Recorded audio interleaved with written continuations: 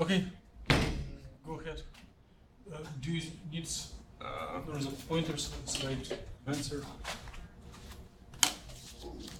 No, this is weird.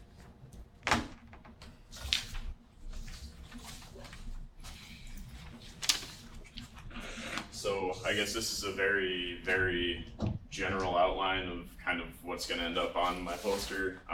Just kind of an abstract outlining like why I would even be looking at this system in the first place. I guess the main reason is that perovskites have been gaining popularity in research lately because they've been hitting very high efficiencies, especially when you sensitize them with an electron transport material and a hole transport material. The most common electron transport material that you'll see is titanium dioxide. So that's the one that I'm looking at in particular. And I'm just neglecting the whole transport material for this stuff just to simplify everything computationally. I'm just interested in the... I just have a question. Yeah. What is the reason to use a black font for these figures? Oh, these were just copied and pasted from earlier stuff. That will be different by the end of everything. Okay. Yeah, no, I would not put this on like an actual poster that I was going to present, but it's what I had lying around and I was in a hurry. So I guess the exact mechanisms by which charge transfer actually happens and why it happens so fast isn't totally understood as far as perovskites go. So what I'm trying to do is, I guess, take a very detailed look at like what is actually happening in these processes with different linker groups between the perovskite and the titanium dioxide. So the first model, there's hydroxyl linker groups that are bonded to the titanium dioxide. There's no actual bonding happening between perovskite and titanium dioxide. The second one has acetic acid groups attached to carboxyl groups.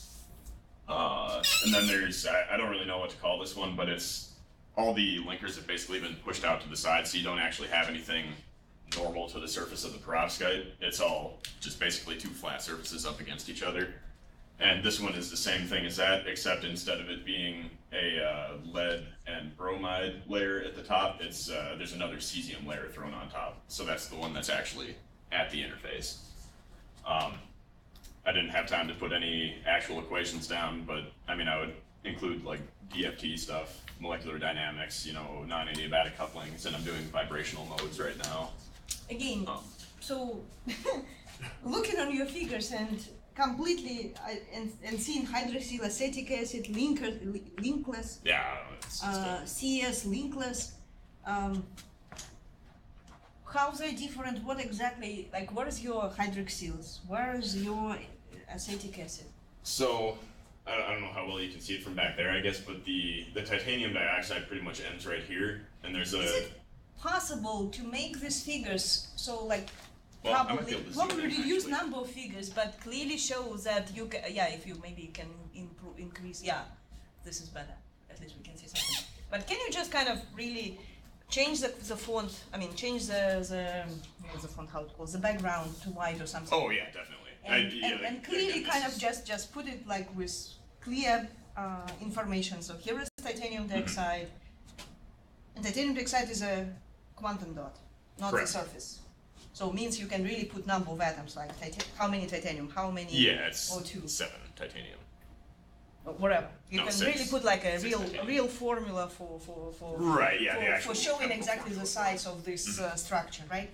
And it's also covered completely with this hydroxyl, so you have only single hydroxyl. There are 3 hydroxyls right at the bottom here. They're all adjacent, or I guess I don't know if that's the best word, but they're sticking down toward the Do you have perovskite. anything else on the surface of the quantum dot? There are acetic acid groups kind of lingering elsewhere, but those are not adjacent to the perovskite. Okay, so it looks like, again, you need probably some characterization of your structure. So you have your quantum dot, which have surface ligands, Right. which is acetic acid, so means they are neutral. They're not acetates. You have protons there. Yes. Yes? Yeah, the acetic acid is Neutral. conjugated with 3 hydrogens. Yeah. So it should be. Can you enhance? Can you draw it? schematically? I mean, just Like, chemical structure. Just the acetic acid? Or like, oh wait, that one doesn't work, that's right. So you've got like, your big titanium dioxide, and then sticking off of that you have, this would be the acetic acid model. Or maybe I should put like an R there or something, but. This is methane. This is What? methane group. It's not acetic acid. Oh, wait. Well, this is sticking on like there's a, I don't know what the chemical symbol would be. There's a carboxyl group right here, I guess. No, you have already carbon there. You don't need the second carbon. This carbon. Carboxylic group was correct, which is like 1 carbon and 2 oxygen, right? Yeah. So you have carboxylic group, which is attached through the oxygens to the surface. Right, yeah, because you got 2 oxygens sticking here, and then you got a carbon like that. And then to this carbon is attached the methane group. Yes. Oh, okay, yeah. So this, I'm not a chemist. Yeah. Would this Is whole it true? part down here So- be the acetic acid? Or it goes. That- Yeah. Yes. Okay. So it is deprotonated. Now, do you Deep. have a proton on the oxygen? These ones? Yeah. No. So then it's deprotonated. Acetic acid will be having 1 hydrogen on the oxygen. One of this oxygen will be with proton. Oh, okay. Okay. If you don't have a proton, then it's deprotonated, which make it acetate rather than acetic acid. Okay. Yeah. I did not. And acids are known. Well, you were taking chemistry, probably general chemistry. Yeah, I guess. took like the 120, 121. I don't care. You're supposed to know this. And you're, So- you're taking inorganic, so you, Yeah, I'm gonna be jumping. You to will refresh inorganic. your- Right, But yeah. But the point is that you kind of for the acids, right? So the main kind of story about acids that you can really kind of disattach this proton, right? Okay, yeah. And basic chemistry question. What is pH? which deals A with measure of how many protons you have. when And you're how around, I In a guess. solution. pH Yeah. corresponds to acidity? What's that? How no, pH does corresponds? pH, Yeah. does pH Would it be correlate correct with that acidity? pH Well, yeah, that's correlates with it's a acidity? measure of acidity. Okay, Yes. good. So why concentration of protons of H plus ions correlates to acidity?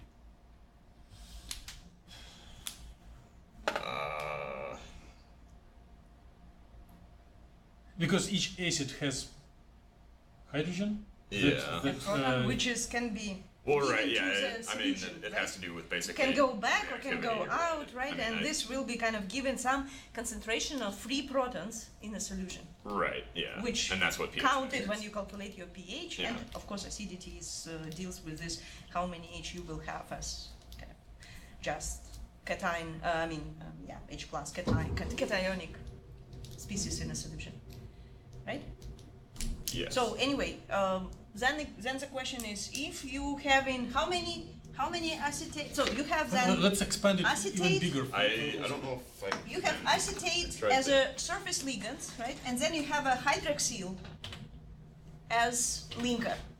I do And have, then maybe we need a chemical structure of keep hydroxyl. talking and I'm just gonna like I'll do copy this. it onto it bigger. I have a I'm just gonna- PDF of the Oh, whole wait, thing. Oh, you do? Yes. Okay, yeah, go ahead then. Keep talking and bring it up. So can you draw then hydroxyl? Hydroxyl would be.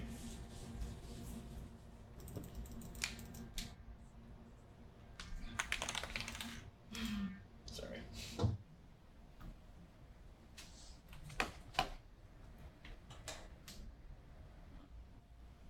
Then how is it linked to the perovskite? Through the proton? Through the There is hydrogen? no direct linkage to the perovskite. It's I don't know if linker is even really the best group, but like or the best word for it. Like what exactly linking it to the It perovskite? looks more like this.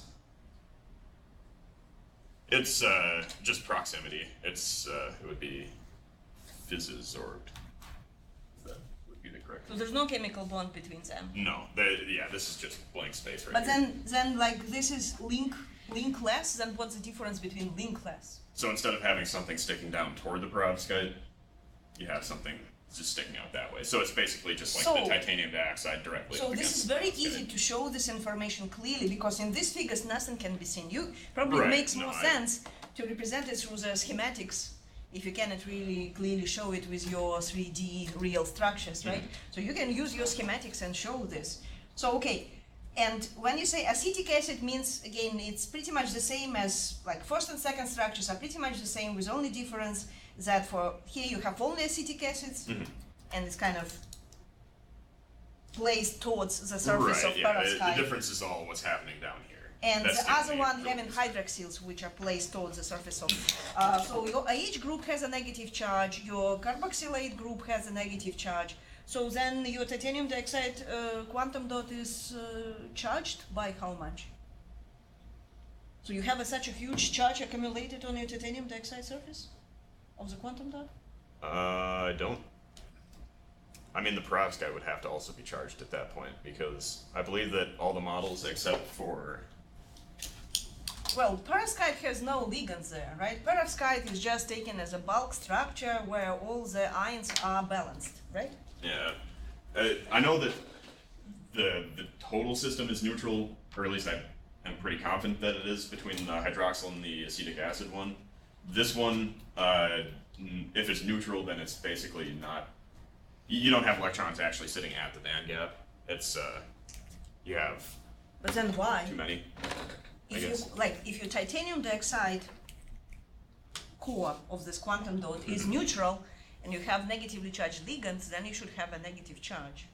Or it has to be balanced by cations. So then it means that you have not proportional number of titanium 2 plus and O2 minus. So you have much more titanium 2 plus comparing to O2 minus. Because your O2, like I don't know how many neighbors oxygen has. So In before the we go titanium into dioxide. this, It's 4 coordinated titanium with 4 oxygens surrounding it. Is 6? How many? 6. so I'm going to record a request to your computational details to write down the composition, chemical formula, like how many atoms of each element you have in models. Do not try to answer it from the top of the head. It would be too much of heroic feat. But in order, you just see that you'll have, if you start with this, instead of going to your science, you'll be killed by questions about structure. So, Okay.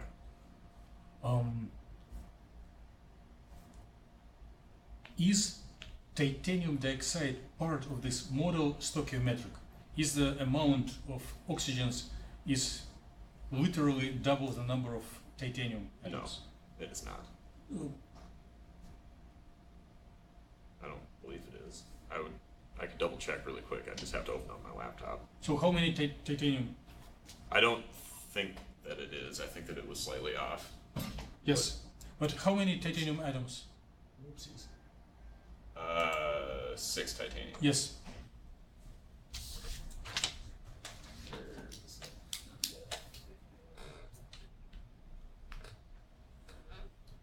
The first of them. I think that's just the. Yes. It's just this one. Oh.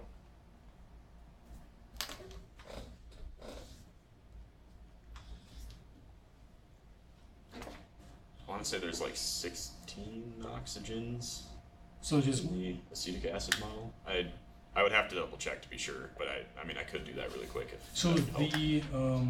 the ligands, charged ligands, and oxygens are balanced in such numbers to have the overall model neutral.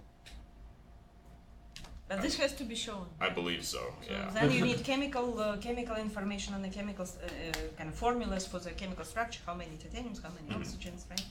How many acetic ligands, how many hydroxyl ligands. So, Okay. Yeah.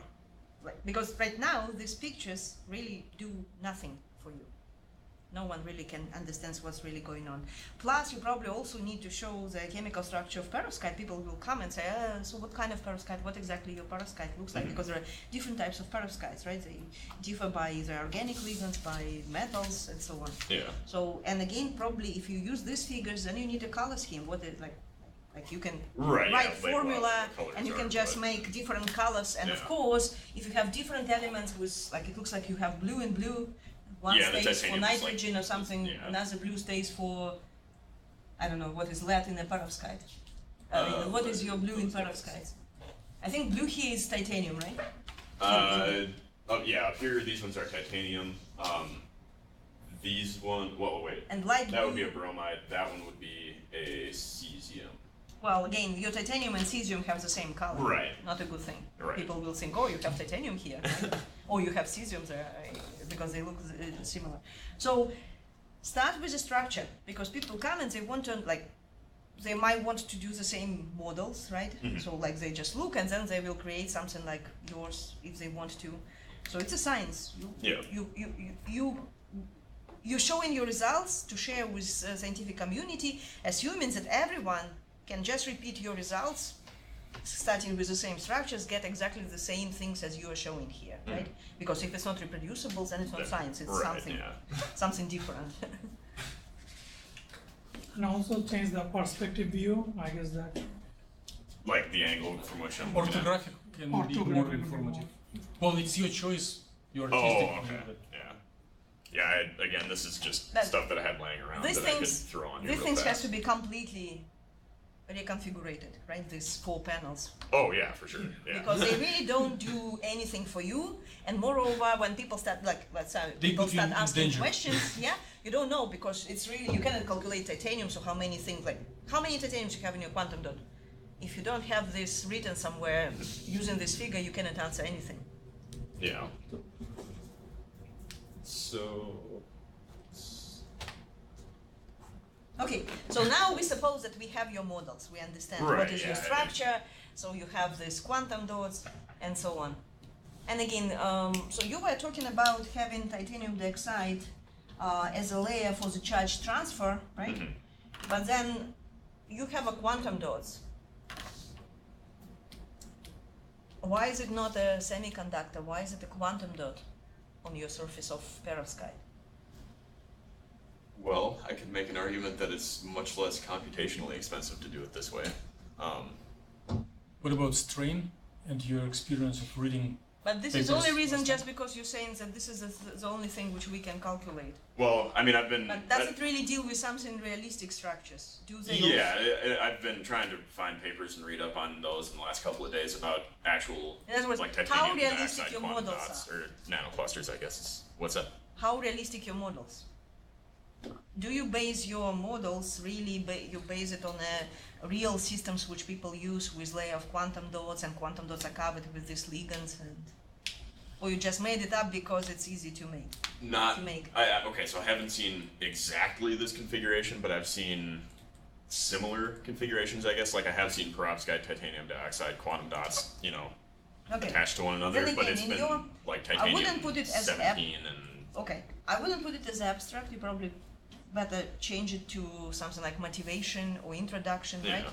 And you probably can really refer to these papers Mhm. where you're saying that this and this are used for solar cells, and then you can do 1 or 2 references of the. Right. And yeah. then when and right now when I'm trying to again find you talk about, something you say that's like we very construct similar. our model based, like maybe not exactly as it is used in experiment, because we are of course restricted with some computational time and so on, but we were trying to be as close as possible. So here is the papers where experimental papers, they use this and this, and kind of we are trying to mimic the same systems with some approximations, Right. like size of quantum dots probably smaller, right? And again, your choice of ligands probably has to be also justified. So John has done some stuff. I know where, and I haven't seen an actual paper about this. I guess I haven't. Did you request actual paper from John? I didn't realize that he had one. I thought that Not- like not the stuff that me. you gave me was it. Did he publish it? I don't No. think he did. Uh, yeah. But did you request him to share the literature on the experimental sources of the titanium dioxide clusters of this size? No, I guess I just went with what you gave me. But you can directly request from him, Okay. and it will be a little motivation for him to activate his memory. Yeah.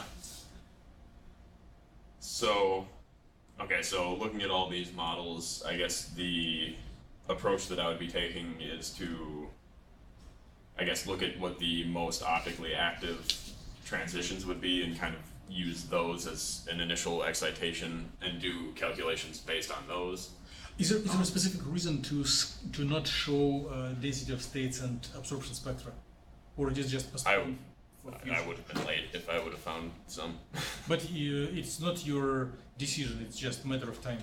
Well, yeah. So like I would put some PDOS there, but I don't have any PDOS right now, and I mean the density of states that I did have, I would have had to keep digging for, and I was again like But if you do not Back have up time to stuff put to the PDOS, put at least regular DOS, right. and then as time goes by, replace it with PDOS. Hmm. And again, in your regular DOS, you can again compare each of the structures just against each other, so to see Right. which Yeah. You looks can like kind of it's see what the around. difference is Yeah. between each And one. again, for your table, what exactly this number, 450, 457? Oh, that's just I copy pasted that from the last presentation There's that I number gave. of orbitals, Yeah. Those are the orbital indices. which again probably makes better sense to put it like just energy where you excite. Right. From the table, I Or you assume can, maybe another thing, think about, it probably you can use number, you calculate your electrons from Luma, so Luma would be 0 number, right? Then Luma plus 1, you can just use 0, 1, 2, 3, 4 as numbers Right. rather than 400 something. Yeah. And for HOMA, you can use, instead of 0, you can use HL, right? And then go with plus 1, plus 2, minus 1, minus 2, and so on, Right. right? So this, at least people will immediately understand. You probably need some explanation, but it would be Right, much but easier yeah, rather than to figure out, because 450 can be very easily mixed with like, oh, this is a wave this is a wavelength of the transition, and 467. So it's like you're talking about two different transitions at this, Right, yeah, at this wavelengths. This table, as it appears right here, will not be on my final poster. Again, this was a table that I had laying around that I could quickly copy and paste on here just to have like some data actually on here. And again, it is a personal preference, but if I would be doing same poster, I would put the table right before the conclusions as the summary of everything. So you think that I should make like one big table essentially with like all of everything? No, It could- just this would But be good. whatever you have, table would go after, because it summarizes. The table includes data on electron dynamics, and if you are going through a linear presentation of materials, you're given numbers for relaxation, but you haven't presented the actual results, how Yeah. they were obtained. So your table definitely belongs to your right column with these figures for the dynamics after these figures. You cannot start with it because people will immediately say, so what is your KA, KH? Well, you have your methodology here. By the Well- way, in methodology, you probably also need kind of to represent them. Okay. Question Yeah, I for guess this. my thought was that this has like oscillator strength data, so like this would kind of be. But this is your initial why conditions it's for the these- dynamics. Right. Right? Yeah. I mean, it was So kind it of. definitely should go with the dynamics. And here you probably need to show those, and you need to show maybe absorption spectra. Absolutely. Pretty much the same as you were showing in your previous presentation last week. Right? Okay.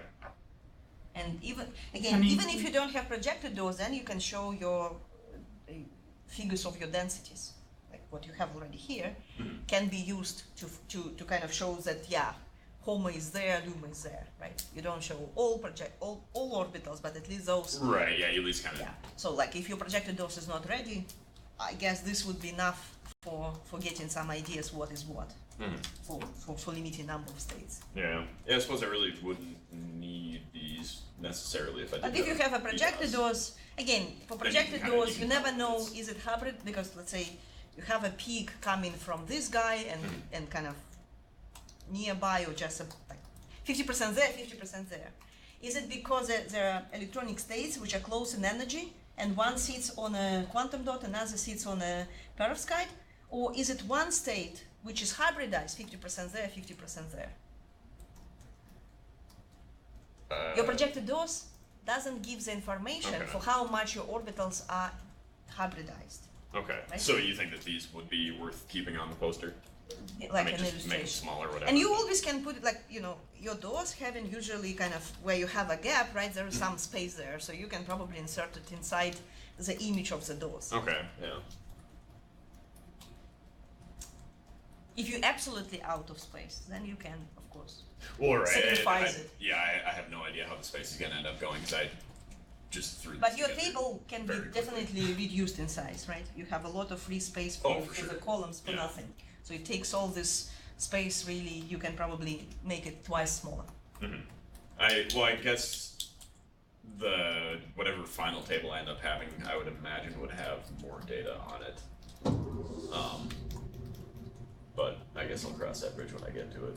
But yeah, Okay, but it looks like we're really out of story for your ground state properties, right? Or your initial conditions before you go to the dynamics. What exactly happening, where you excite, why you excited these energies, right? And where this electronic state localized, there or there. So this part, which actually was one of the central part when you were discussed last week, where you went presented, is completely out. Right, yeah, I don't have that It's stuff not yet. presented in your poster, but looks like, yeah, here this is a space, you shift the table there, and this space will be used for your dose and maybe absorption spectra and comparison between different structures, right? Could you, because you probably remember, could you again remind us what was exactly, like, what was this dose showing, the main features from this dose? From the one that I presented last Like, week? we have 1, 2, 3, 4 different structures. Yeah. How's the dose for each 4 structure? Is it exactly identical dose for all 4s and not No. different? Yeah. So then what makes them different? Do they have the same gaps? Not necessarily, they're probably similar, but But not very different, right? Right. So they a little bit fluctuate, but this is not the main feature. Then anything else different?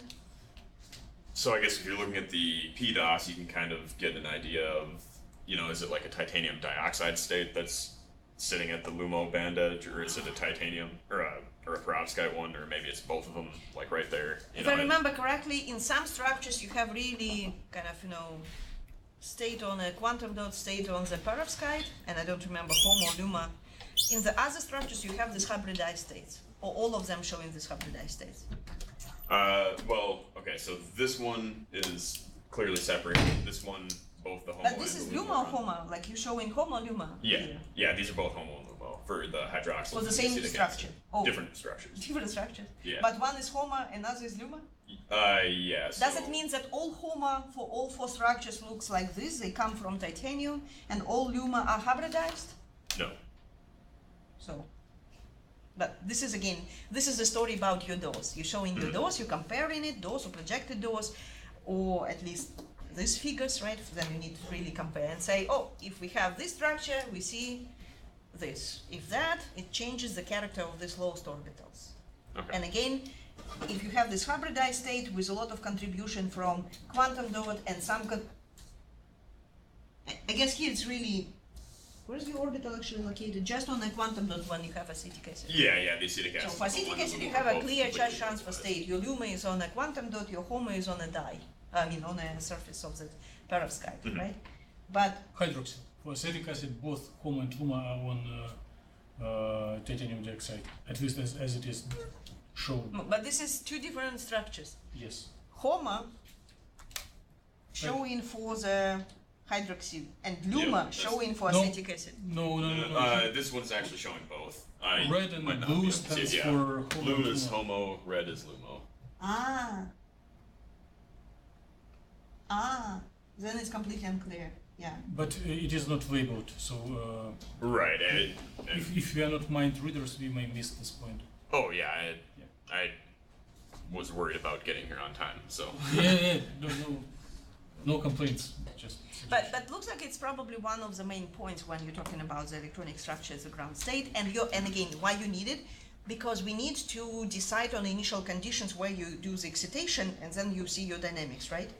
So we know this is kind of characteristic of your final state, but you cannot excite from HOMO to LUMA, especially if they have a charge transfer character, because their oscillator strength is very weak, right? Right. So Yeah. you excite to some other state which Right, come and from, then relax by down. the way, you excite on perovskite, you excite the perovskite. Yeah. Right?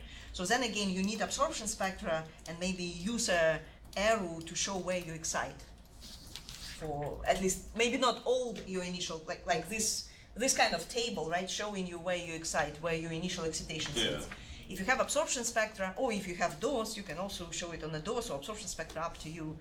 You can kind of identify where you excite, at least a few of the main things which you think is the most interesting. Yeah. And the most interesting would be probably not just choosing, like, there are 2 parameters which kind of contribute to your choice of the initial conditions. Energy of excitation, you excite, how far away you're excited from the band gap, right? Like 2 band gap, 1 band gap, I don't know. And oscillator strengths. You probably think that you have a higher probability to excite at the most optically active state, at this specific range of energy, because you can tune your energy by using laser, right? Right. Like from yeah. experiment. Sunlight's an You just use incoherency. this energy, right? And then you expect that if you use this energy, you will be mainly exciting the state with the highest optical activity, right? So both of this information can be taken from the absorption spectra, right? Because you will see where you excite, what's the energy, and whether this peak is really optically active or not. And also can be connected to the density of states, and especially if it's projected density of state, it will tell you that you excite like the most optically active state at this energy really coming from perovskite. Okay. And this is your initial conditions, and you can show it in a table, which ends up with this relaxation rates for electrons and holes, right? Mhm. So this information is your, your introductory part, which is really helpful when you will start analyze your data for your next story on the dynamic, or next sub-story for your dynamics part. Okay. Yeah. So, yes. And of course, again, in comparison between these four structures. If you show only one structure or two, then the question is why you show four in the beginning. Yeah. Technically, if you're really mainly focusing on this hydroxide versus acetic acid, then we probably don't need to worry about these other two structures if you don't show really data for the other two, right? But do we have data for all four? we?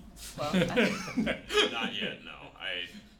I'm keeping all the jobs. but for sure you have hydroxyl and acetic acid, these two structures, where already you have all the data, mainly the data for these two structures. Then maybe have show some. just these two, then you don't need to show the other two. Again, it saves some space, so you can put more, either bigger figures or more figures if you eliminate this other two guys, if you don't have data on them. Interact and jump immediately to conclusions and like make connection What do you mean between. conclusion? We need to talk No, about we, dynamics. we will talk. But before we go forward, can I ask you to declare the goals of this research? What are you going to discover with these nice methods and nice results?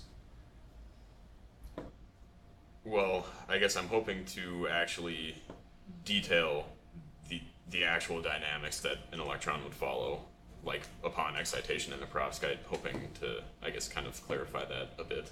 Clarify what exactly you are going to clarify.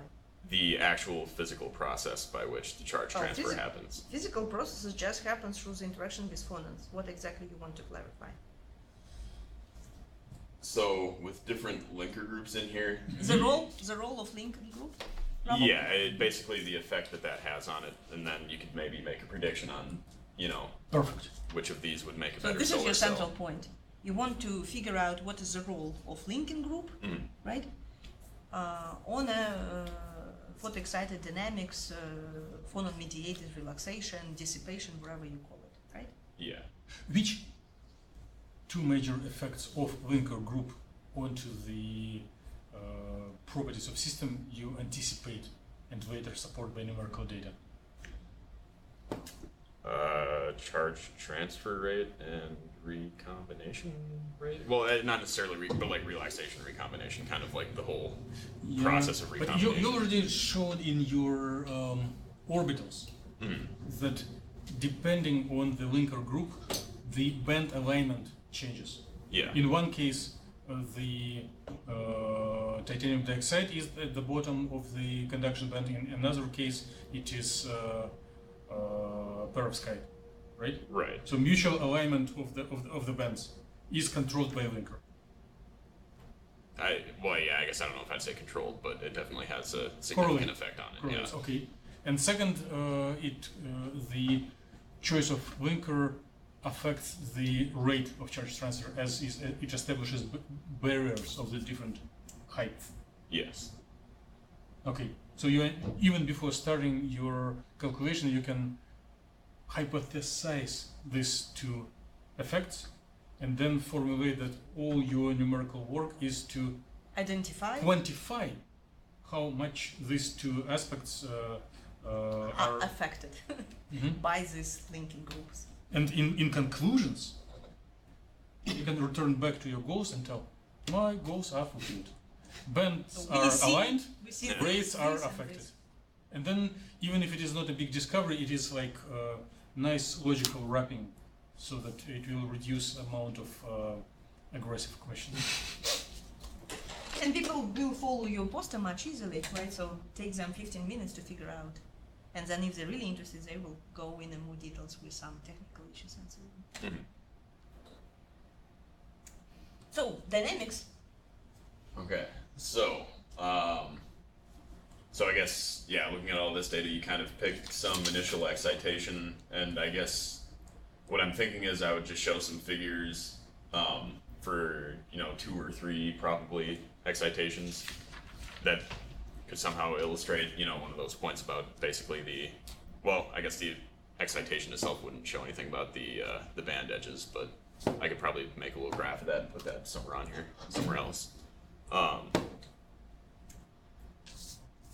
But I guess. So your colored figures, right? Am I right? So one figure showing the distribution, kind of evolution of energy with time, right? Because I hardly see any kind of and definitely it tells you that you need to increase the fonts and maybe the size of these figures as well, because it's completely impossible to see what's going on the axis. So the other figure is a little bit bad, at least it's possible to see.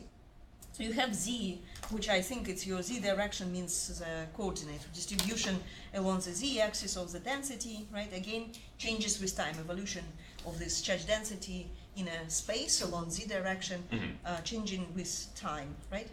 Yes. So do you think that it would be much easy for people to understand, especially the second figure, if you align this figure with your structure? Oh yeah, for sure. And then it probably would be clear and kind of really identify your Z, and then this Z will correspond, like if your Z is, I don't know how exactly this numbers goes, but Z less than whatever some value means that the charge density sits on the perovskite. Z larger than this value, then it sits on a quantum dot, right? So think about that, maybe instead of showing, because of course they are connected, right? But physical meaning, it's 2 different observables, right? One is showing how energy, like you start with this high energy, with your initial excitation, and then kind of you end up with band gap age, right? With this amount of time. The second figure showing completely different story, tells you how you start with density, let's say on a perovskite, and you end up with density as a charge transfer or no charge transfer, I don't know, right? Right. So it's 2 physically different observables which you are talking about. So maybe instead of putting them kind of close to each other, you can put one on the top, another on the bottom, and then to match the time scales, because yeah, it is, maybe to match the time different scale. glances on the same, different observables characterizing the same process. And then on the right, or on the left, wherever you choose, you can put probably the geometry. And again, it means you probably can save some space and not showing your geometry twice, at least for this specific structure. Yeah. Well, think about it. And maybe again, another way you can really, like, let's say if you're thinking that you use a right geometry, like this black panel, right, and just shift this blue panel kind of against it, they kind of now, you don't need to repeat it twice, right? You align them together and you can easily explain and people can understand immediately what this distribution means. And beneath it, you can put the energy with time change. Yeah, that makes sense to kind of just align. And of course, as we said, like you probably have to completely redo these black figures anyway. I'm going to completely redo Yeah, the whole so thing. that's why I don't know how it will look like at the final stage, but probably it definitely makes sense to put them together. And of course, you don't want to show the same figures twice. Think about clever way to eliminate this, to eliminate the number of figures, but well, yeah, and highlight the main ideas. Just throw in right away, because Yeah. that could be condensed really far and still be clear. Okay. Because it would outline the important thing too, I guess, where you just have like some titanium dioxide. But you agree, if you put them together, then it would be much easier to understand what's going on. Oh yeah. And these top figures, actually, I have no idea what they mean. Oh, that's just the state. Here is the author. He kind of mentioned who it. has generated this data and should be able to explain. He kind of mentioned it already, so that's why I just was thinking that maybe you spent 1 minute to explain what it is. So I took pictures from the old PowerPoint that I gave a couple weeks ago and just copy pasted them into here. And it is assumed that you are crystal clear in your memory what happened 2 weeks ago. That you are not ill with disease of freshmen. You accumulate information and deeper knowledge for the years. Hopefully. And again, you expect that you will see. It's for a CS meeting, right? Yes. No one knows what happens 2 weeks ago with you. Right. No, and this is not how the final poster is going to look. But are you going to show them or not? It's a good idea to show them. If you want to show them, I- the but only I thing think which is how to say, the only thing which is wrong that you didn't explain it. That's why I didn't really. Oh, you kind of said something, but I didn't get what is it. And maybe it's only me. Maybe other people probably have no questions about it. Yeah. So You can play democracy and ask like raise hands who understand, raise hands who. So what this one is showing is the occupation of states that the. So your Z the again, whole- you have a three-dimensional plot here, right? So your X, Y, and Z coordinates. So your Z Can you coordinates zoom in, showing please? what? This is as And can you far increase as the it's going size? at the Yeah, moment. zoom it, please. I, No, you did it before. oh, maybe if I do it like this, yeah. Yeah, better. Not perfect, but at least we can see the figure now. So what is your X, Y, and Z? And you can approach the screen and index by finger. Okay, so this one is representing the occupation of states that the whole is following. Z-axis or what? Which Well, axis? just in general, the graph, and this one is the electron. So, okay, so this axis is representing the time, I guess. Okay. So, yeah. it's Not before the logarithmic, time just depend- actual time. It's Yeah. not in logarithmic scale. Okay. Right, yep. Yeah, this is just the discrete time steps Oh, that the time simulation steps, followed. isn't it? Yeah. So, this axis is the indices of the orbitals. So, basically, you Means start energy, out, right? You can put it in energy rather than number of orbitals. But energy What is is- continuous and index of orbital is discrete. Yeah. So you have like only 4 LUMO plus 1 plus 2 plus 3 involved in this or whatever, HOMO. yeah, so the On- whole starts on out very in few HOMO orbitals. -4 or -3. Uh-huh. Kind of slowly begins to transition into HOMO -2 a little bit. So Begins just to a largely second, I'm transfer. confused. Your Z-axis is showing the population, right? Yes, yeah. So this is the actual occupation of the orbital. And This- your this dimension. your Y, like those directions showing This one. number of orbitals, or like what? Index. This is the index of the orbital Then- that is being So which- occupied. Then what by is the- 50? What, like how you say, is it HOMO or not HOMO? This would be HOMO -50 right here. Oh, so your HOMO is 0. Yes. Homogeneous. Okay. Yeah. And then for other one, because it's electron, 0 is your LUMO, I guess. Yeah, and then it's Ah, LUMO okay. plus whatever. Yeah, and again, this probably will be correlate nicely with your table, as I already said, if you change it also to the 0, 5, and so on. Right. But you're saying that it's discrete, it looks like it's not discrete, right? It's continuously changing the plots. Where is the discreteness? The orbitals themselves are discrete, so it's discrete going that way. But yeah, the graph is smooth. so it Discrete in kind the of- sense that there is no orbital number 1.5. Yeah. But linearity is which? So like, there's nothing Oh, yeah, between that's what it this seems. plane and that plane, because that wouldn't make sense. So then can you discuss what's happening with time? Like initially you populate HOMO is populated completely, right? No, this HOMO -4 is Oh, populated okay. completely. Okay. Yeah, so this one is HOMO. Which actually, that's kind of. So I'm weird. just Time confused. steps What is is the which orbital in between there? So, okay, so this is HOMO -3, HOMO -2, HOMO -1, and then HOMO. Oh, okay. So your HOMO is populating at the last moment of time, after 1,000 or whatever, 1,500, something like this, right? Yeah, somewhere between like 700. And you need units probably. I'm not sure that you're showing units here for your time. It's Picosec? it'd be femtoseconds in this case. Wait, Or it's time steps. No. It's discrete time steps Right, yeah, without it is units. The length of each time step is different, so it is not. So it's not time. It's not time. It's time steps. It's time steps. Yeah. What is the protein here? It's 1 femtosecond on these Oh, ones. then okay. Be careful. Team is only in VASP, and here in MATLAB code, the duration of each time step is different. Oh, okay. What? It I- no, it's- it's not it changes aware of as further you go to longer times, the longer is duration of one step.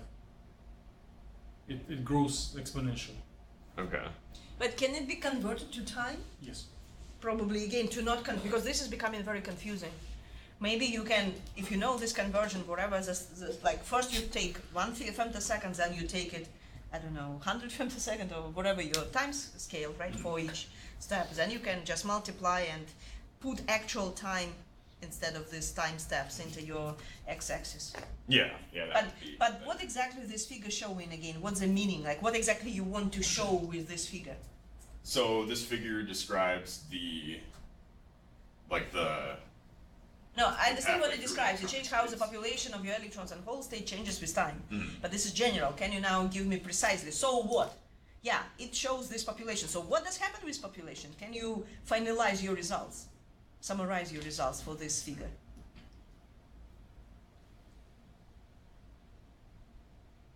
It's not a one step. I guess It's what- relaxing through the homo minus some step, maybe, right? It's not relaxing from homo minus 4 to directly. right. It's relaxing through the some band in between there, Yeah, I mean it's So relaxing go through step the by chain. step. Yeah. step by Okay. step, yeah. It's one thing which you can get from this figure. What else? Well, if you're showing the figure, you need to kind of. What's the reason to show this figure? You put it like it's. You had some ideas why you're showing it, just because you had an interesting figure. That's it. Or you really want to show something interesting or something important. Just copying and pasting. Okay.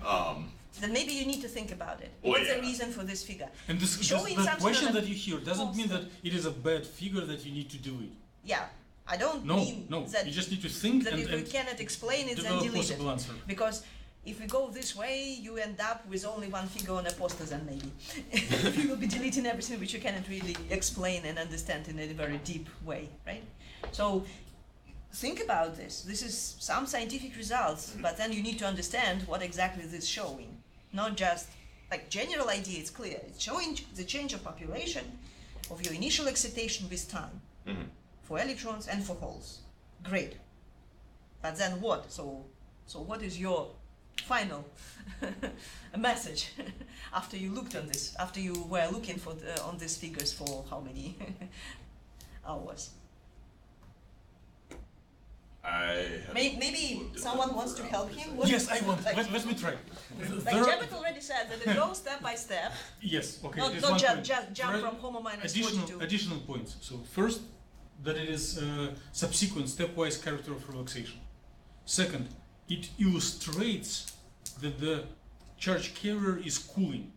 So if you excite it deeper into valence band, it has some energy, and its approaches to HOMO, it has less and less energy. So it cools by dissipating energy into lattice vibration. But does this Right. the same information in this other light blue curve? This is more fundamental. Blue is made up observable. This is actual result, computed result. And the third, that depending on the system, so this information is not sufficient, one can tell whether it will be cooling with localized charge on either one of the species, or during this cooling, if these orbitals are localized on different species, it will be associated with charge transfer. But how this Right, fits yeah, I in with don't the have electric those transfer? printed off No, yet. Those We I don't know can't which one without make that without conclusion this yet. figure, you cannot go into next But step. Vidya, I don't see how you. Okay, look in here. Can you tell me which one is on a quantum dot, which one is on a surface? No, I still need to actually like visualize all the orbitals in these and look at the phonon modes. Make Then sure it these doesn't are answer actually. this question. But without this figure, one cannot go to the next question. Okay. So it is fundamental. I agree. And But if- this is not enough. Just to No. Oh answer the yeah, no, question. absolutely not. Whether it's sitting on a. it is necessary but not sufficient. Yes. Well, right, yeah, that's I guess why I was confused about what I'm supposed to draw But from is it just that. interesting to compare electrons and holes? Like, do we see different dynamics between these different carriers? Right? Like, you have electrons and holes. Yeah. Are they showing some difference in their population? I mean, the biggest difference that I can pull out of these would be that the electron got excited deeper in than the hole did, I guess, but that's just kind of the nature of the excitation. But they have this kind of very separated peaks in between this initial and final orbitals, right? The contribution of in-between states kind of having higher population, or kind of more distinct population, while for holes it goes more like smooth, or maybe it's just covered, I don't know. It's again problem of seeing the 3D.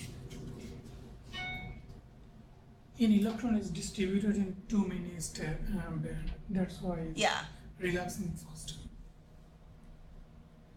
Okay.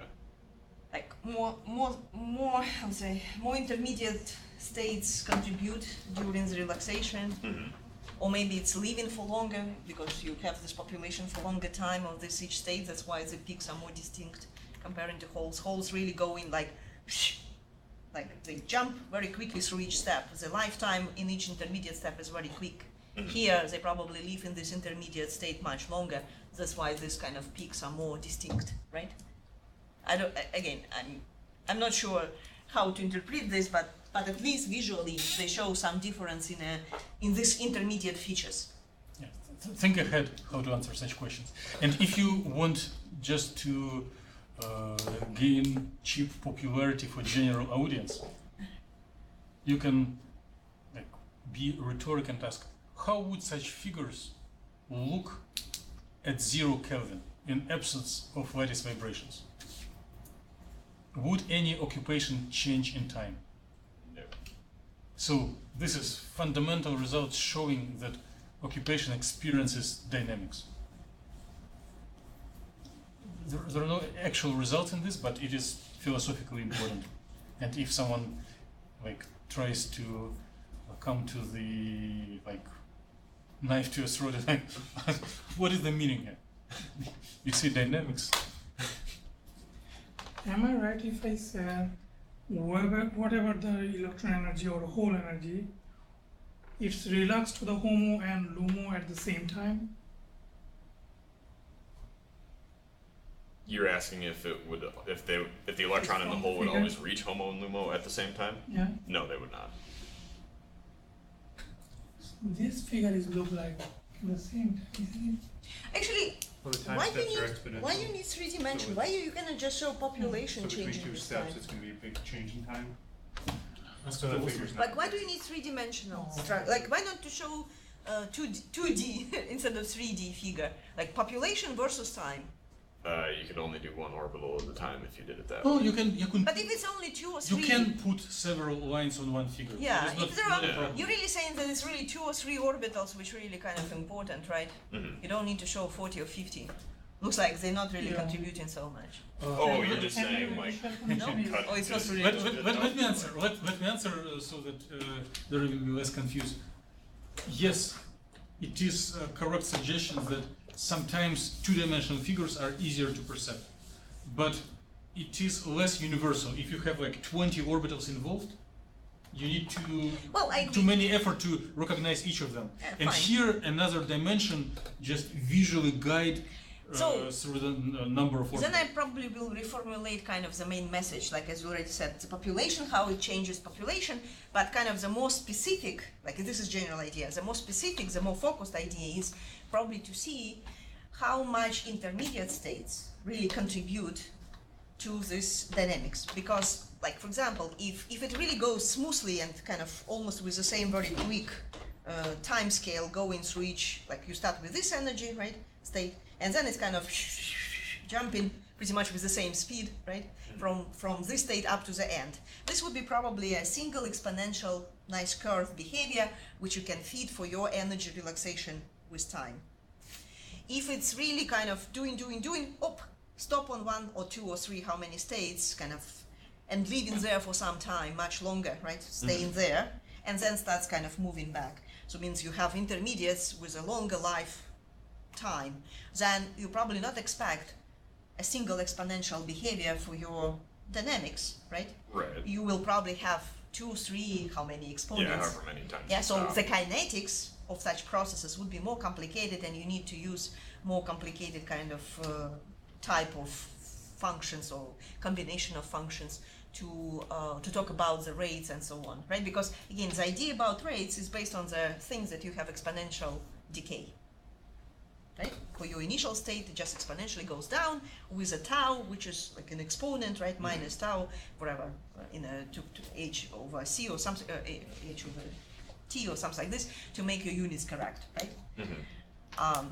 But if it's several exponents, so then your tau would be calculated in a more complicated way. You will have actually many tau going Right, from yeah. one band to another band to another band. It depends how many this intermediate states. So this figure, showing only initial and final state population, right, that doesn't answer the question, what exactly is the role of these intermediate states, and whether your relaxation is going kind of a simple exponential behavior or having multi-exponential kind of more complicated character. And again, looking on these figures, looks like your holes probably really should go more like single exponential decay. Looking on your electrons, maybe also yes, because this peak's not very high, but probably they might be characterized through the multi-exponential kinetic model. So, I guess in this particular case, I mean, this would be showing exactly that, right? This graph? Yeah. Can you feed it to exponent? Did you ever try to draw just regular exponential function in the same logarithmic scale? How would it look like? But his log is only, Here- he's here the having X- only x as log. X Y axis is is not log. log, right? So it's Correct. not log, it's How would the exp of minus t will look in this axis? Would it look much different from your dashes, or it will be approximately the same? It should just be like a line with some slope. Try it. If you didn't make this experiment, try it and then report next time. Okay. It will be really interesting, very little mathematical experiment. and again, it will be really connected to this figure which is showing for your population, kind of to connect with this exponential behavior, or Yeah. not exponential. Well, so, I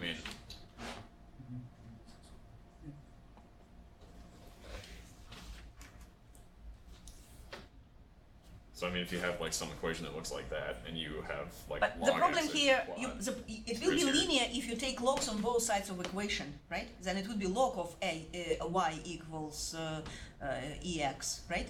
Equals whatever tau ex or whatever you have there. Because you take log from both sides of equation, but Yeah. your graph having only one log, not both logs. That's why I was re-asking, does your y is also in a log format? Well, okay. Because you have log. Your y is energy, right? What you have on a y scale, it's energy. Yeah. Equals, like if you assume an equals, exponent minus tau k or whatever, kt or whatever, minus kt in a denominator, in a power for the exponent, right? If you take logs from both sides, then you will have log of e equals just k tau Yeah. or kt or whatever, right? And then it would be just linear behavior with slope showing the rate. But in this case, you will have log on y-axis, but you're not showing log on y-axis. Okay. Your y-axis is not taking a logarithm. Okay. Well, that's why Dmitry is saying, like, really do Yeah. this mathematics kind of in MATLAB and show what exactly you will have if you're not converting completely to the log, because it's not really log of exponent at the end. Okay.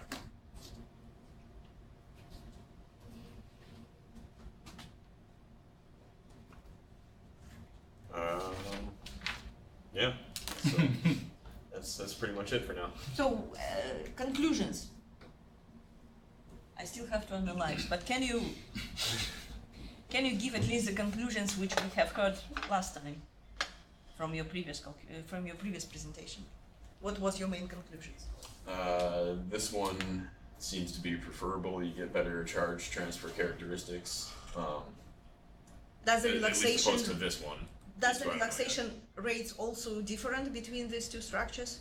had. Do you see that this is faster, this is slow? I want to say that this one was faster, But if the And it terminal recombines very state is not a charge transfer, then faster or slower, it doesn't matter. Right. Well, but then again, you have done dynamics. Then why you need dynamics if you just can get the information about whether the charge transfer state or not, just looking on the ground state characteristics. And by the way, you getting this information from the just optimized structures, what is in a HOMO, what is on the LUMA, right? But does this character is saved during the dynamics? Like when you're at room temp, like this is information from 0 Kelvin. When you optimize the structure at 0 Kelvin, at absolute equilibrium point. But when you do dynamics, it's at 300 Kelvins, and at each moment of time, is it still saving the same characteristics for your HOMO and LUMA? Or it might be really kind of flipping from this to that. So not necessarily that you will have this charge transfer character during the dynamics. Right. For the, I mean, it should still mostly be there. I mean, it Um, certainly wouldn't delocalize from the well, perovskite but you entirely. have your I data, think you that can prove aside. it, right? Yeah. Why to guess? You already have all your data, so you can easily look on your, like again, actually kind of, it's answering this question for your bright blue panel, right? Because it's clearly showing that if you excite there, you will see with time what exactly localization of these orbitals, are they really charge transfer or non-charge transfer states? Yeah. So, are they? Are they? Is the charge being transferred? Are you asking? Well, or like- I mean, with time, it looks like, again, you have your LUMA, looks like this dark blue, right? It's your LUMA. Yeah, And because it's localized. I don't for know, one this year. border, where It's exactly there. your perovskite, is it really this black blue assigned to perovskite or not? Yes, this would be the top layer of the perovskite right here, So and then this would be kind of the bottom. it's on the of surface of perovskite. perovskite, Yes. not kind of deep inside, but really on the top layer of the perovskite. Yeah. Hole is on perovskite. Oh, hole, Right. not Yeah, right, yeah. The hole, hole ends up down here, and the electron ends Yeah, up in and here. it looks like it's not changing its character along the whole dynamics, right? Looking at this figure. Yeah, it after about stays this there point, it pretty pretty much. stays there. Yeah, and then your HOMA, or your LUMA, your electron is also stays on a as a charge, staying on a quantum dot, right? Mhm.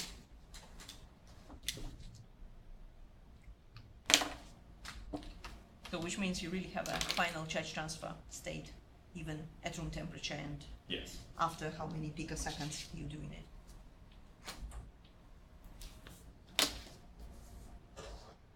Anything else? Not that I can think of. Okay, let's congratulate London with attracting so much attention. So please collect feedback and try your best to read through and implement feedback of everyone. So it is something that may inspire you. I'll take care. Okay. Okay. Thanks. So collect from everyone. And there is an invitation to the stage to Ben. Careful. Doesn't have it. That's okay. Yeah.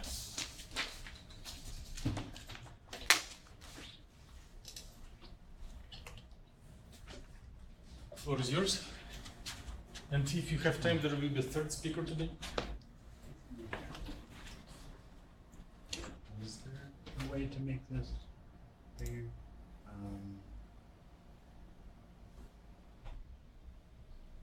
Whatever. Whatever. So, No, you. How you have been able to do the zoom? Control and then like Scroll. scroll up. Well, this is publisher, not PowerPoint. Oh, But you try it mouse. yeah, it should still work. That's a pretty Yes, universal you can like hotkey. Oh, press Control, yeah. Well, you're making it smaller. Now you need to do Yes. opposite. No, Control and scroll the mouse. And can you kind of take out the how to say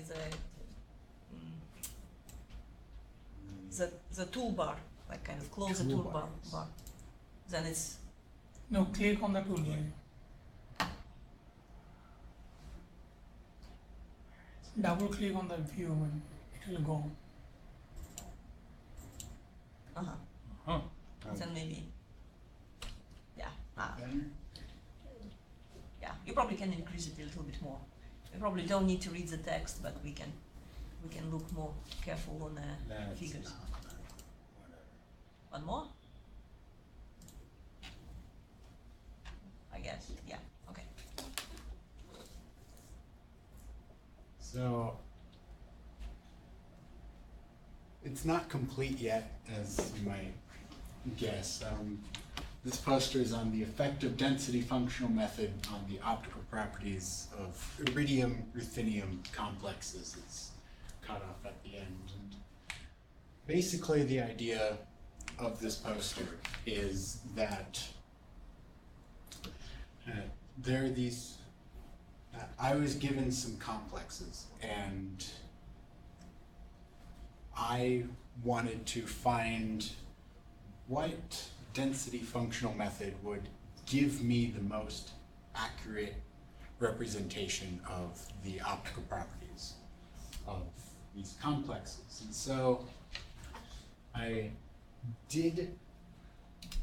But why these complexes? Why these complexes? What kind of complexes? So I have structures down here. They're a bit small, but so it's these complexes that, you know, my 1 iridium and 2 rutheniums, they are 4 prime phenylterpyridine based ligands. Is that the right term? Ligands? Yeah.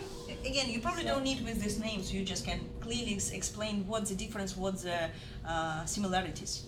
So, yeah, so the first structure is within iridium center, and then the second structure is the same structure but with this ruthenium center, which changes. So ligands are exactly identical in both structures. So yes. Then this third structure is identical to the second structure except for the addition of this group. I forget the name of this group, but it Body has a really Body pie. Body pie?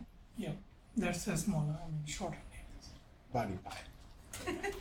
And again, not to be embarrassed, you can Yeah. put these names, instead of saying figure 1 schematic structure, you can Yeah. put kind of, name of ligands Yeah. here, and then if you forget, or you even don't need, you just can put a finger and say, oh, here is the ligands, right, which we use. This is the name, the right name, chemical name of this ligands. Read it. Don't no one knows the name. Yeah. And maybe people don't, since they see these names, they would not even care. So, yeah, and So, there's- in addition to looking on the functionals and the effect on the optical absorption spectra, right? So you also want to answer the question, like what the ligands do to the optical properties of the metal center, how the metal center affects, right? Iridium versus ruthenium is the first question. That's why we have kind of comparison between these two identical structures. And second, how adding this substitute group, right, change the spectra. Yes.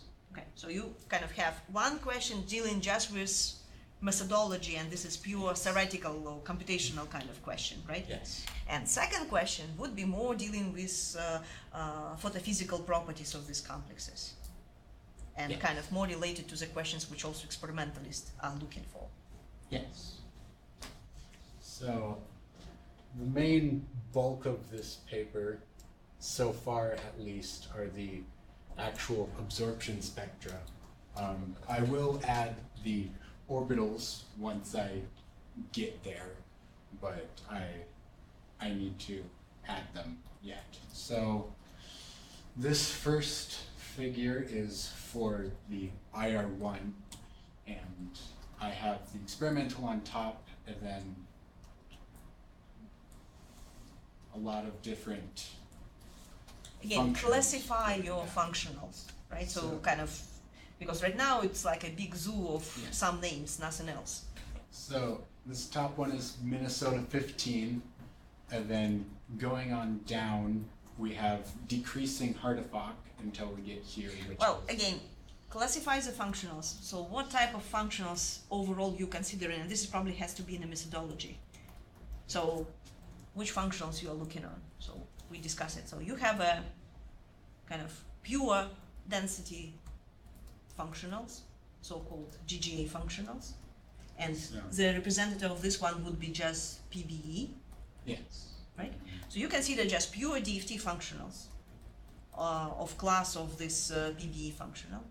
Then you have a class of hybrid functionals based on like bisphilippe and PBE1, and you vary in the percentage of artifact, Yes. decreasing or increasing, going from 5% up to how many? 35%, right?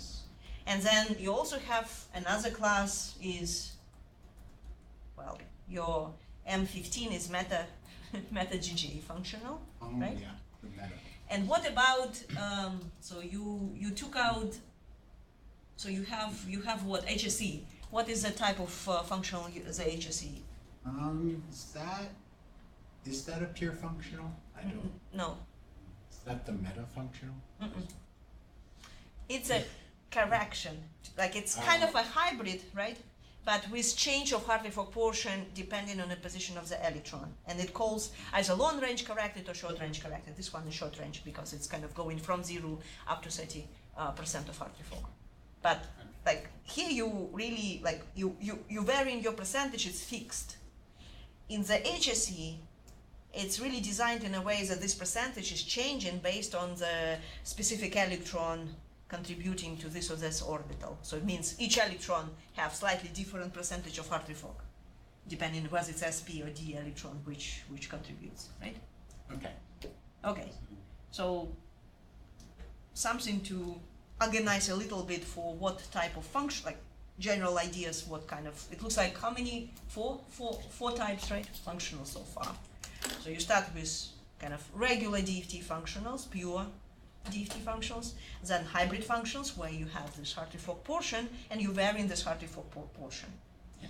And then another is long range or short range corrected functionals, which is similar to the hybrid, but it's really changing this portion depending on the position of the electron, depending on the type of electrons contributing to this molecule, to this electronic state.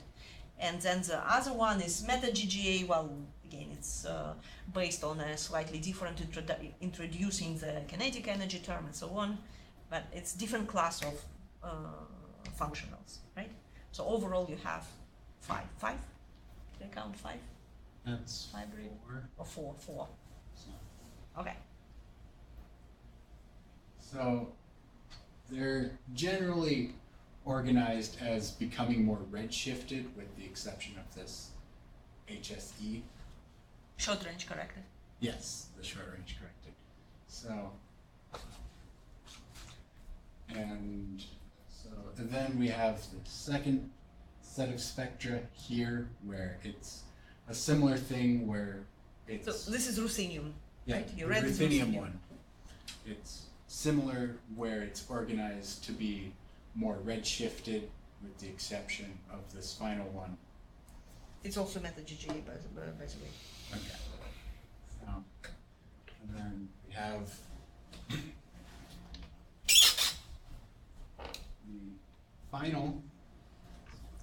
the final one of, it's cut off a bit, but it's the ruthenium 2, and again, it becomes more redshifted as you go down. One thing that is interesting and persistent through every single one is this peak right here. There's a peak that appears around 425 that doesn't show up in the experimental, and the NTOs, or the NTOs that I've taken, show that this corresponds to the additional group that was added to the structure. What again is the name of this molecule? Body pie. Body pie. Search the literature. Maybe you can find the spectra just of this molecule, and then we can compare the position of this peak just on this molecule. Because it's an isolated chromoform, which is also showing pretty good optical properties. And you know how to search the literature? Yes. You open the literature and search. Well, you can waste a lot of time into a noble task of reading multiple papers, but you can do a first trial just by typing name of the molecule, the word spectrum, and then go for Google images. It may save you tons of time. And you might even see it not really in a paper, it might be really like in a database, like some compounds, chemical compounds, which maybe some companies sell. They might have a database where they immediately showing the optical properties, the spectra, emission lines or something, right? So just general information. Is it close or not really close to these values which we estimate based on our calculations? And then, so here I'm planning to put the NTOs or the NTOs that I want to show. Whether or not they'll actually go here depends on whether they'll fit. I need to actually put them in here to see if they. Actually, I have another kind of idea. Can you go to the big, like, to the top of your poster? Like, I know we align it like 3 columns, but no one told you that this is only possible orientation of your, like, you as a master, right? Yeah. So why not kind of to have your panel for results, like, use your, right? Put all your 3 figures together for easy comparison, right? So, And then, like don't really use 3 columns. Use 2 columns. One is small, and another big one. Maybe. What do you think? And then you will have much more space also for the orbitals. And again, you can also align each orbital under each of the spectra. So it would be easy to connect which one goes to which structure. seems fair enough. And then you can kind of have your, I'll say, separated line at the bottom for the conclusions, to kind of clearly separate conclusions from the results. Okay. So, and then the final figure that I have on here is the best fit functionals compared to the experimental, with the functionals being the dashed lines. So for the iridium complex, the best fit was M15. So M30. I would suggest for iridium it looks like your PBE one with how many, 35 or 33, I cannot see it, 35%, right? Just beneath the MN15. The 35. Or maybe more, the said ones then, 30. 33. Or even 30, I don't know. Looks like 30 probably is in a better agreement. Your peak really will be aligned better with peak with experimental one. Maybe you can show MN15 and also this 30%? Yeah, 30%. Yeah, and 30%. Because it looks like 30% probably will be aligned exactly with this maximum. I think I've checked it, but I can check it again. Wow. So, and then for the ruthenium ones, the best fits were the 10% Hartefock PBE1 PBE, but they weren't quite as good as the MN15 for the iridium. This one, this red peak or reddish peak for ruthenium 1 was pretty good, but over here it's much more spread out. So did you normalize to the highest peak in this image? I mean highest intensity peak? No. But looks like it's almost normalized already. His lines almost, like, he didn't probably do it for purpose, but looks like they are kind of correlate. Yeah, I think it's good. Yeah, the main problem with the blue that we have these 2 featured peaks, which probably in experiment comes much more close to each other, and maybe that's why they become higher. right? And again, the second feature is really coming from this substituted ligands. And somehow, and it looks like it's not really affected by the functional so much. So it means whatever we do, this peak is nearly at the same position, right? And intensity-wise, it's also pretty much the same. So we cannot really help with the function for this peak. That's why I said, like, check in literature whether we see good agreement with just when the molecule by itself. Maybe we see that, yeah, somehow if it's non-interacting molecule, then it's really having the peak somewhere around this energy. So, and then the conclusions, which I haven't. Before the conclusion, you probably need again to analyze. So far you just talked about the story about the effect of the functionals. Yeah. But you have the second part, effect of the substitution, right, and metal and so on. You kind of didn't really analyze it from photophysical properties. So how is the change in the structure really affecting the absorption spectra? Well,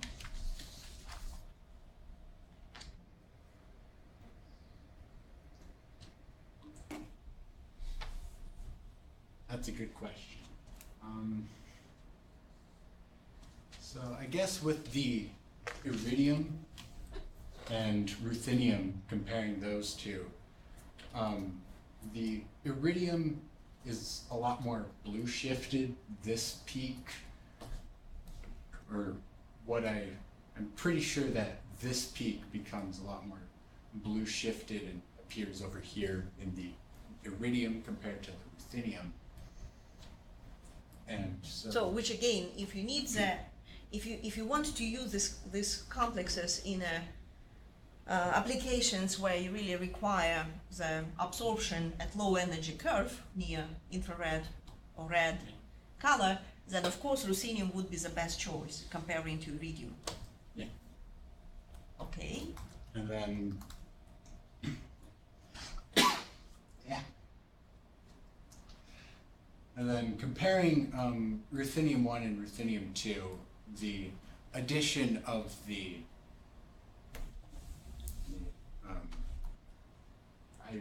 I this forgot its name. ligand, you can always say Yes. addition of this substituted Yes. group or something like this if you don't remember the name. Addition of the substituted group causes a higher intensity of this red peak or reddish peak. According to experiment. Yes, according to experiment. Not according to our calculations.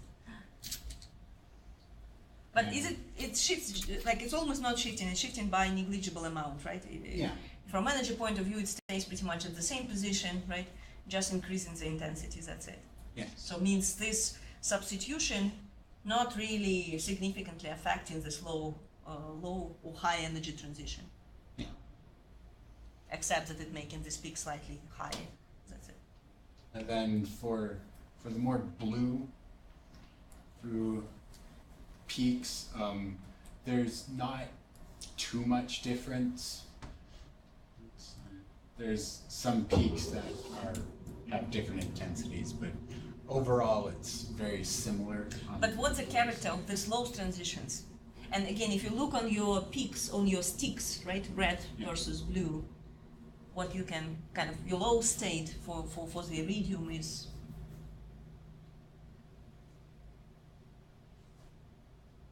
it optically active or not, the low state? For iridium, comparing to ruthenium. Well, it's optically active. And in ruthenium iridium, and ruthenium shows dark states. for the low states. And again, what's the character for your orbitals? We already know because you saw these orbitals. What's the character? What's the nature of these transitions? Metal to ligand charge transfer. I think it was interligand. Do you remember interligand transition? For the first one, Mano.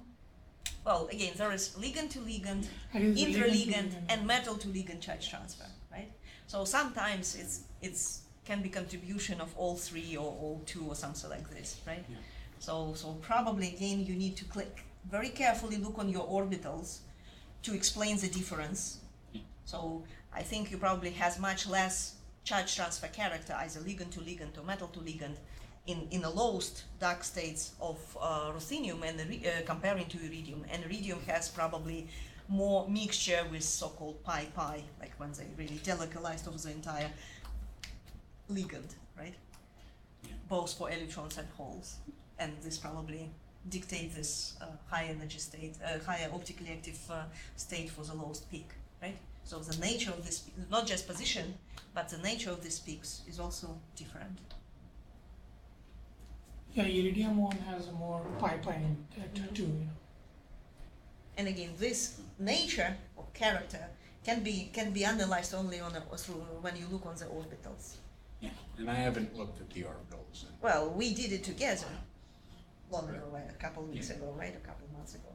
So, a month ago, maybe. Okay. But this is also very important part of your kind of results, right? So, you have two main, streams. One is how the functionals affect the absorption spectra. And another question is, energetically we see the difference, but would it change the character of orbitals? Again, looking in your orbitals for several functionals, you can make this conclusion as well. So and again, the shape of spectra, especially for ruthenium or for iridium complex, looks like it's pretty much very consistent shape, nothing really changing with the shape. It's just really kind of shifting this lowest peak, coming closer or a little bit extended from each other, not appearing of new peaks or something really very different happening here, right? So which again tells probably that you change energetic position of these peaks, but the nature of these peaks, the qualitative behavior of these peaks is probably not very affected by the methodology. So it's one kind of part. The second part, really for the physical properties, how the change in metal and how the change in ligands change the energy, right? And also the nature, because it looks like appearance of the dark transitions for the ruthenium complex, which not present in iridium, is kind of a significant feature there, a significant difference here. And experimentally, we also know the results for experiment about emission. That emission, which one is showing emission? The only one that shows emission is the Iridium complex. And ruthenium is not really emitting. Yeah. And again, this kind of relates to this bright state, the lowest bright state here, kind of already give you some hints that, yeah, emission for this state. Of course, the emission goes through the triplet, but it's coupled to this singlet state, which is bright, so that's why emission should be brighter, comparing to coupling to this dark singlets.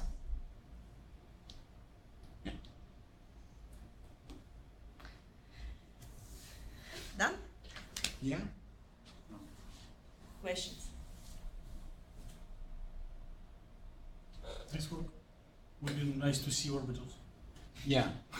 Yeah. I have them on my computer. It's just need to put them on. Okay, we go again. One question for each of you. Yulun, you are the first. I guess I'm a little bit confused. So, why you need to choose? Like you increase the HF, right, by some percentage. So why you do that?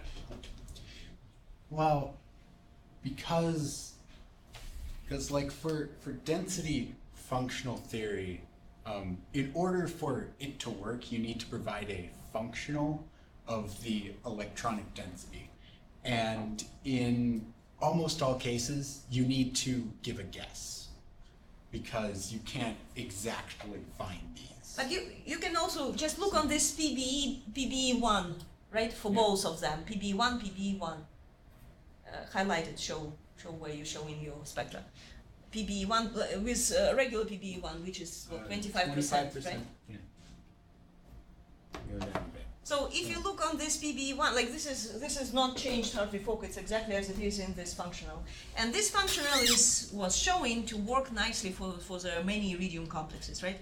So his first calculation were based on this PBE1, like regular PBE functional, which was showing good behavior for these iridium complexes. And you can immediately see that it's not perfect, but it's not so bad, right? So like it's a little bit redshifted comparing to experiment spectra. But overall, not so bad. However, if you look on ruthenium for PBE1, what happens there? It's very much blue shifted comparing to experiment, right? So we immediately see that the same functional, drastically different with experiment. For iridium, it's probably not bad, but for ruthenium, it definitely doesn't work. And then, of course, its next question is, how can we change the methodology? And if we change the methodology, first, it's immediately telling us that we need to probably use different functionals, right, for these two complexes. Iridium will be probably work better with PBE, almost there, right? The other one definitely needs something different. And the easiest way, what we can do, we can just play with the Hartree-Fock portion in a hybrid functional.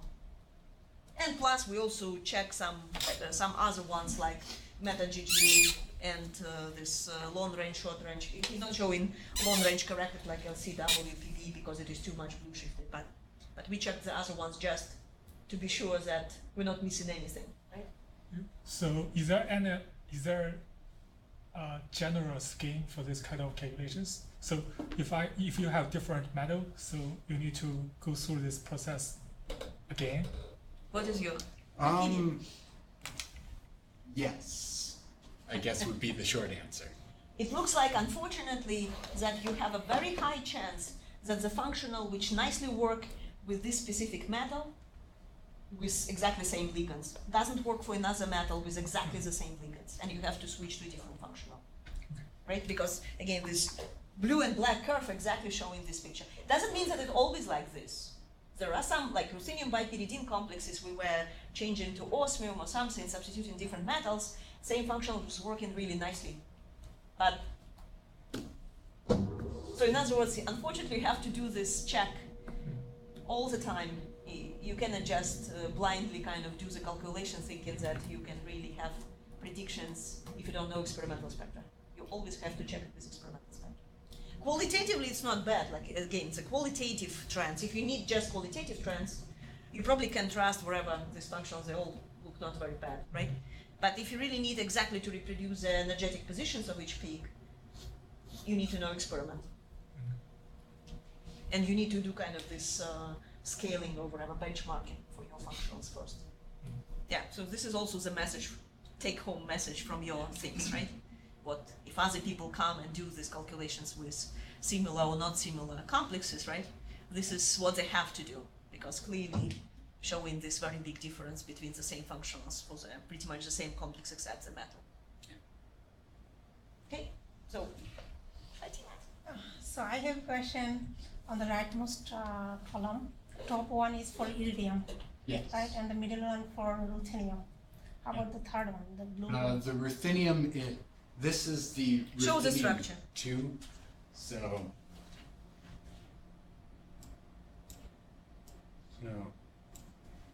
Oh. so the top one is for this ruthenium, and then the bottom one is for this ruthenium 2, which is the middle structure, but with this substituent located on this metal. And again, this substitute by itself is a well-known chromophore. So like this molecule is absorbing light, and again, the main idea, it works as an acceptor donor, where you kind of pull the charge density, and pulling the charge density for polymers, for example, is known, G8 polymers, is known for increasing the intensity of the Lowes transitions. So this was one of the reasons why, so we're trying to put this one, plus it's also making this stronger dipole moment, kind of, these donor acceptor groups, will shift everything to the red. So it was expected that there would be some more significant effect of shifting the Lowes transition to the red, which we didn't see actually. It was expected, but it didn't happen.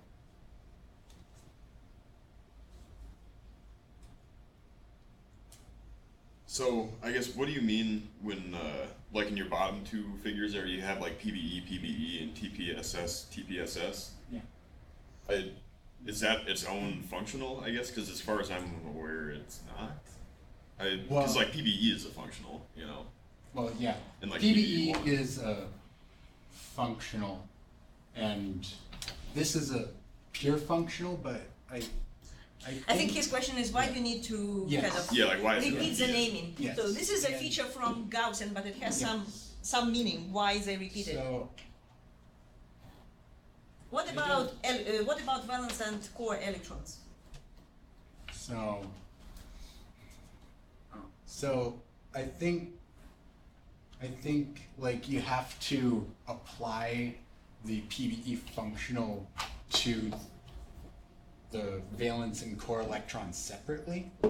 Well, the Gaussian allows this feature, so technically you can use different functionals, not completely different, but kind of some differently specified functionals for the core and valence electrons. And like PBE1, PBE, this name stays for that PBE1 is applied for valence electrons, so means your Hartree-Fock portion, which you add to the exchange correlation term, right, is affecting valence electrons. And of course, because this is electrons which affect in the optical properties, the band gaps, and so on, not the core electrons. But core electrons treated in a level of pure GJ functional, PBE functional. So that's why they kind of have it in the name PBE1, PBE. Okay. And technically you can really escape it, you can just call it PBE1. Like, Isn't it exchange correlation part? Exchange and correlation part. The first part is exchange and other part is correlation functions. no, PBE1 is staying for both exchange and correlation. Yeah, but in this case both are same, coming from the same function, that's why it's repeating the same word. Like B3 LOIP, I mean the correlation coming from the LOIP correlation functional and B from Bork exchange function, something like that. Well, for Bisrelief they don't repeat it actually, right? Bisrelief is just Bisrelief because it's kind of not. It's from the exchange correlation part coming from the two different LYP is correlation part and then Bork functional he designed exchange part. Maybe.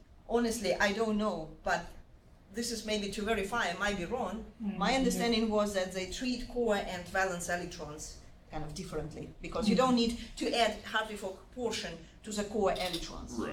They're not affected Do anything. by this exchange correlation exchange part. My understanding is that they use this Hartree-Fock to the term which includes both exchange and correlations, not just exchange, not just correlations. But Hartree-Fock by itself is just an adding of the exchange, right? Because there's no correlations in Hartree-Fock. But repeating the naming is only for Gaussian. If you use the another software, there are different naming, just PBU.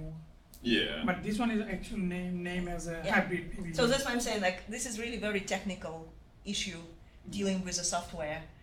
So you probably can really just shift it. Don't repeat it, right? Just put Bisrelief, PBE1, kind of this type of things. And then again, you will reduce the name, make it. In other words, this is the actual keyword for Gaussian, not the functional name. But it has a meaning. Yeah. It's not just a keyword because a keyword. It has a meaning because they treat kind of slightly different. You might be wrong. I might be wrong in the sense. I might be missing something. I don't remember, but. No, But I think you I'm can not check sure. it in the manual, right? To Yeah, see you what may know exactly they this mentioned is. something like that. I didn't forget that. But good question. Again, if you're not sure exactly what this, because it's really very technical, the easiest way would be to eliminate these double names and just call it in the regular names. Then of course people will probably never ask. But it's a good idea to look on the manual and get a little bit deep understanding what exactly this meaning of names stays for. Aaron? Jabber. Jabba has several questions. Oh.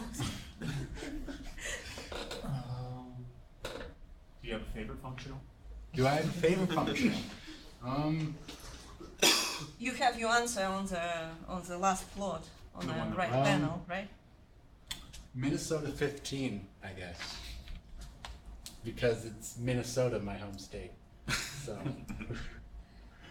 Well, you mean favorite in a sense, favorite or in a Just sense, subjective. scientific sense? Just subjective. Which one you explain with the most? Well, this is not a scientific question, so it's not counted. Next question. If you ask in this context, right, you can ask him, do you like flowers, right? And this is not counted as a question. Next question. I don't even know. Or reformulate your question.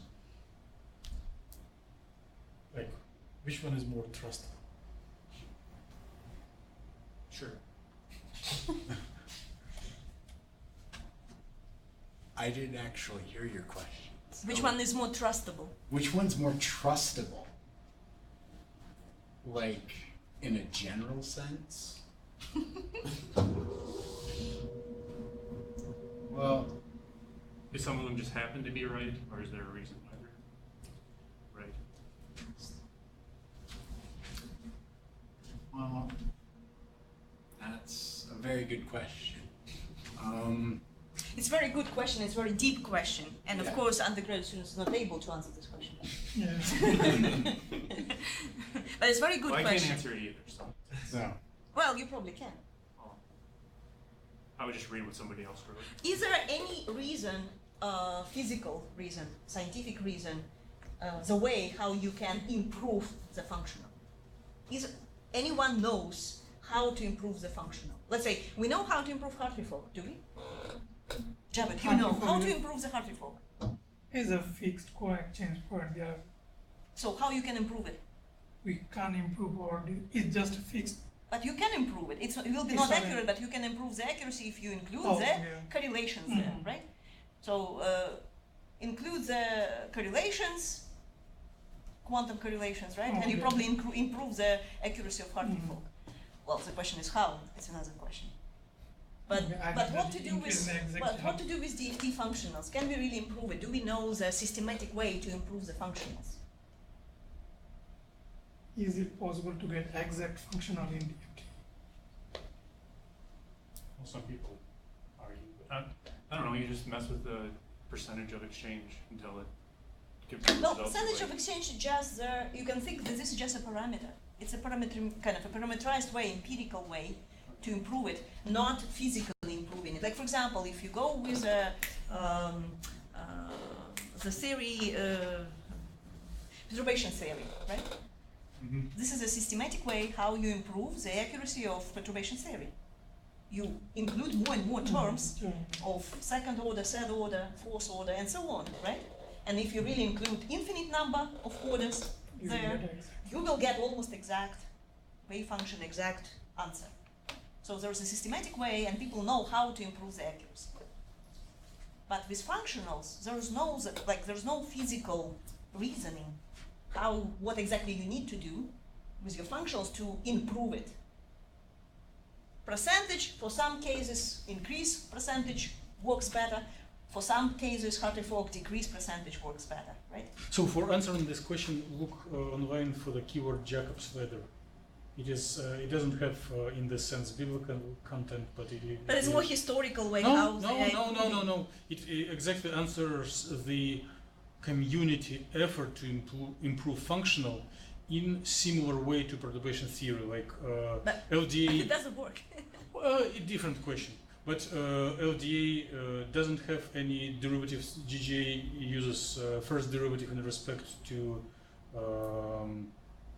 the next point in the charge density, and then the next level is this meta GGA when one uses the derivative in respect to kinetic energy, and one tries to build similar approach as in perturbation theory for functionals. But again, the But problem. let's thank maybe the speaker, because he's not going to answer more.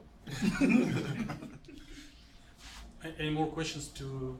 I have one quick question. Maybe you can. And we answer. have one more speaker for the last 5 minutes. Oh, okay. So if it's a two peak, one peak is moving, but other peak is We not can- changing anything. It's in the There is same. no time. Why?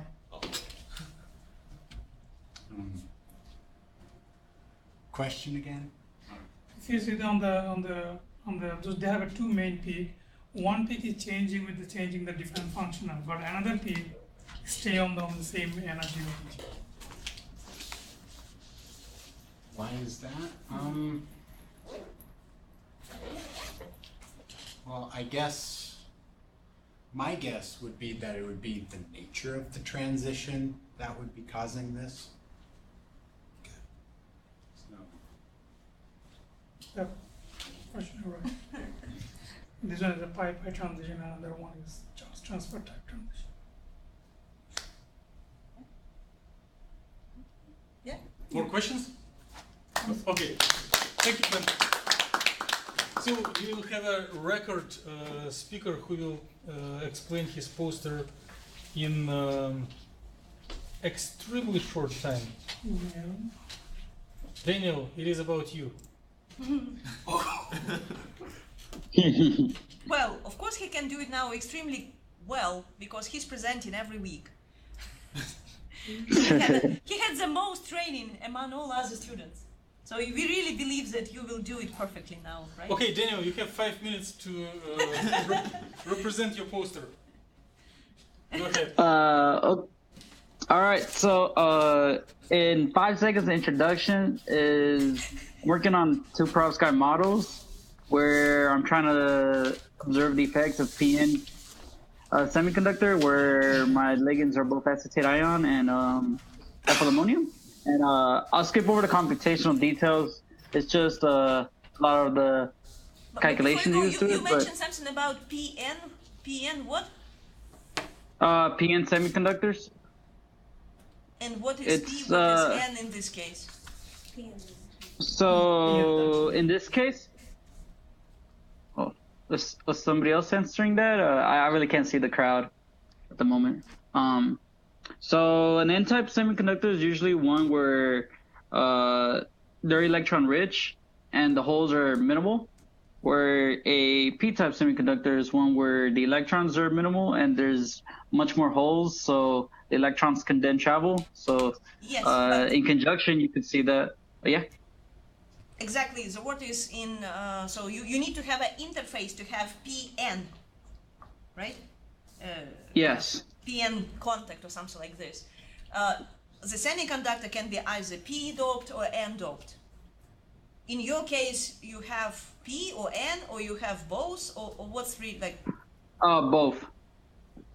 And then what really results on P and what results on N? How you do it for perovskites? I don't really understand the question too much. What does provide the excess of electrons in the case of P, in the case of N, and what does provide the lack of electrons in case of N? Okay, so for my N-type, a ligand that's considered the ethyl ammonium ion because it's positively charged, so it's great for a reducing agent. While the acetate ion is more of the P-type due to the fact that it has extra electrons. Well, it's negatively charged. And then both are introduced in the same. Daniel, let me bring clarity. If you introduce both P and N doping at the same spot with equal concentration, it will be intrinsic semiconductor. You cannot call it the junction. So the title needs to be changed to avoid the confusion. Intrinsic? Okay. Yeah. Thank you. Thanks for that. That he's not having P and N. He's having PN in one piece. In the same localization, in the equal concentration. But this is what he's considering. Yes. So PN junction is not applicable type for this work. Just call it thin film perovskite, will be sufficient. Go ahead. Thin film perovskite. You have 3 minutes more before you will be automatically cut, so rush. Okay, so for my results section, the 2 images on top, I'm gonna try to work on that, try to make it a more visual friendly to look at, more easier to observe. But for the most part, on the A side is my cesium rich iodide surface. So that is the difference between the models A and B. Is one, the surface is a lead halide exposed compared to the A where it's a cesium rich one. So when we move down from that, we have a density of the states and absorption spectra. Absorption spectra being on top of the density of the states. So what I'm trying to do moving on forward the next couple of weeks before Boston is trying to make the density of states into a PDOS table just to see where most of the conduction or the valence bands are coming from. And usually, the difference between both the absorption spectras from both of them aren't too much. They're usually more around the near IR, range, with the cesium iodide rich one being more broader. So below that, I want to show a table of the OS strengths and maybe plot out some different homos and lumos compared to the what you see on the right side. So I know it's sort of a little mess, and I don't really got any hard value for my research presented yet on this to show why I chose these orbitals. So, but anyways, so based on what these orbitals have shown me, is that the cesium iodide rich surface is more actively active compared to the lead system. The lead system introduced more trap states, and that's sort of what we want to avoid. And the cesium iodide one shows more promise for charge carrier transfer compared to the lead halide one exposed at the surface.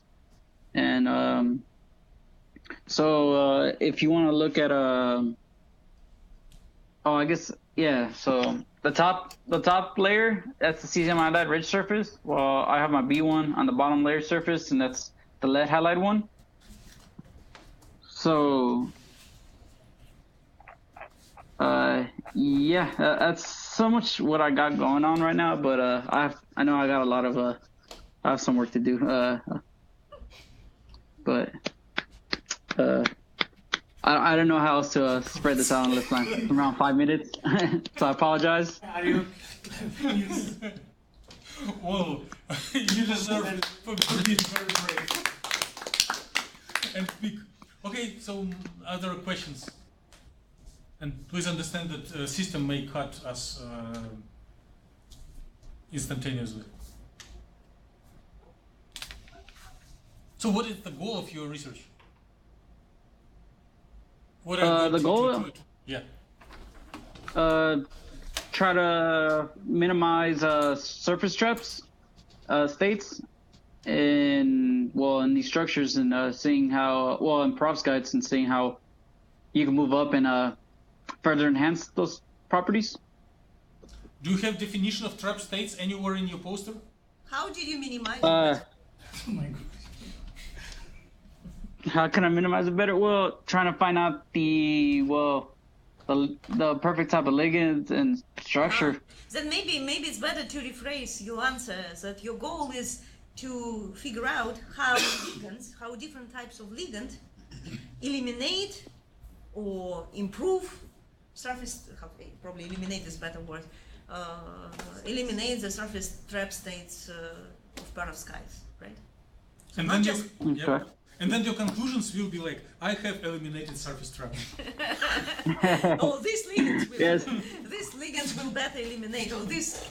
So it's ligands or it's a cation? This PON type How cation. is trap is eliminating in your studies? Why? They're neutral at the end. Neutral?